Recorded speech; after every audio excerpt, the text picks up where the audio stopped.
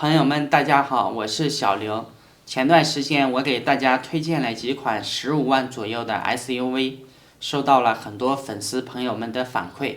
说还想了解一下15万左右的家用轿车应该怎么选。其实这个价位的确是一个很尴尬的区间，选择多，但是每款车的特点和性价比也各有不同。今天呢，我就从修理工的角度出发，为大家推荐4款15万左右的轿车，确保它的质量稳定可靠，油耗也比较低，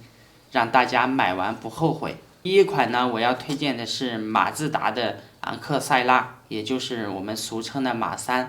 马自达的车呢，操控性一直是它的亮点，像这个马3，它自然也不例外。这款车搭载了1.5升和2.0升两个排量的发动机，采用了马自达的创驰蓝天技术，动力强劲，而且油耗非常的低，特别适合喜欢驾驶的朋友。不过昂克赛拉的缺点也有，就是它的发动机噪音稍微大一些，特别是冷车启动的时候，声音会比较明显。这其实是因为自然吸气缸内直喷发动机的技术特点，并不是质量问题。对于日常驾驶来说，2.0升排量的发动机更加的适合，因为它的动力要比1.5升的更充沛，而且油耗其实差别并不大。搭载的6AT 变速箱在平顺性和响应速度上表现也都非常的优秀，使得驾驶体验更加的出色。总体来说呢，昂克赛拉是一款集操控与经济性于一体的车型，是喜欢驾驶的家庭用车的不错的选择。第二款推荐的是日产第14代轩逸。轩逸这款车呢，从上市以来一直都是家轿车市场的热销车型，尤其适合家用。第14代轩逸继续沿用了1.6升的自然吸气发动机，搭配 CVT 无级变速箱，油耗非常的低，空间也很宽敞，是非常适合家庭代步的车。虽然早期的轩逸经典存在一些 CVT 变速箱的问题，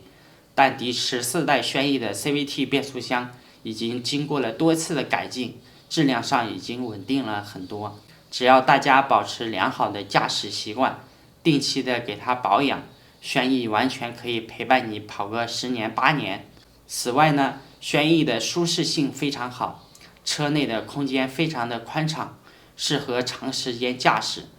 对于大部分家庭来说呢，这款车无论是油耗、舒适性还是空间上的表现，都是非常出色的选择。第三款要推荐的是大众的朗逸。大众的朗逸与轩逸一样，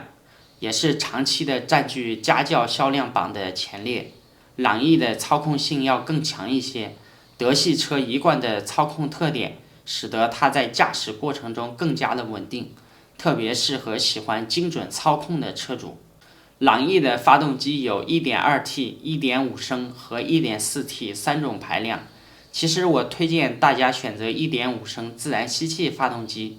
搭配的 6AT 的变速箱的版本。这款发动机的质量非常的稳定， 6AT 变速箱也非常的平顺，给你带来更好的驾驶体验。而且朗逸的空间表现也不错，虽然略小于轩逸，但整体来说依然可以满足家庭的日常需求。如果你对动力有一定的要求呢，选择 1.4T 的车型也是可以的，但是要注意 1.4T 配备的是7速干式双离合变速箱，虽然动力表现很好，但是后期的维护成本相对来说比较高，质量稳定性也不如 6AT。 第四款要推荐的是丰田的亚洲狮。